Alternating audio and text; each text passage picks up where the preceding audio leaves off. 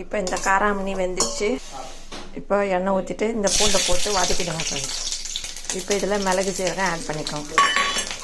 இதை நல்லா வதக்கிட்டு இப்போ இந்த சின்ன வெங்காயத்தை ஆட் பண்ணிக்கோங்க. அப்போ தான் இந்த குழம்பு டேஸ்ட்டாக இருக்கும்.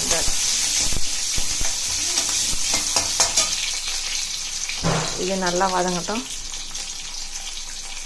இப்போ இதிலே தேங்காய் ஆட் பண்ணி நல்லா வதக்கிடுங்க. இது ரெண்டுமே நல்லா வதங்கட்டும். இந்த குழம்பு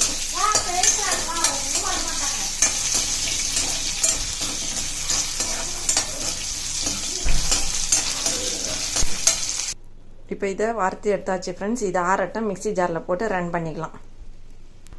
இப்போ அதே கடாயில் எண்ணெய் ஊற்றிட்டு இந்த வெங்காயத்தை ஆட் பண்ணி நல்லா வதக்கிடுங்க ஃப்ரெண்ட்ஸ்.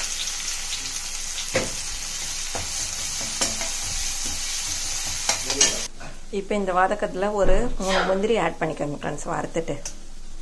இப்போ இந்த வெங்காயம் நல்லா வதங்கிச்சு. இப்போ நம்ம தக்காளி ஆட் பண்ணிடலாம்.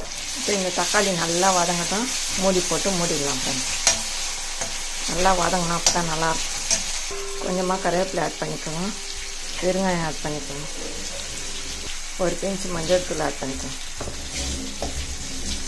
இப்போ இதை நல்லா வதக்கிட்டு ஒரு தட்டு போட்டு மூடிடலாம் ஃப்ரெண்ட்ஸ். இந்த தக்காளி நல்லா வதங்கட்டும். இப்போ தக்காளி வதங்கிச்சு ஃப்ரெண்ட்ஸ். இதெல்லாம் கத்திரிக்காய் ஆட் பண்ணிக்கோங்க. கட் பண்ணி முருங்கைக்காவை ஆட் பண்ணிக்கலாம். இப்போ இது நல்லா வதங்கட்டும். இது ரெண்டும் கொஞ்சம் நேரம் வதங்கிட்டு அப்புறம் மிளகாத்தூளும் உப்பும் ஆட் பண்ணிக்கலாம்.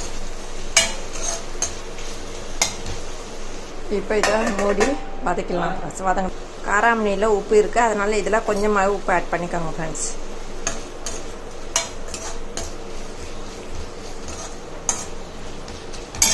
இப்போ இதுக்கு தேவையான மிளகாத்தூள் ஆட் பண்ணிக்கோங்க.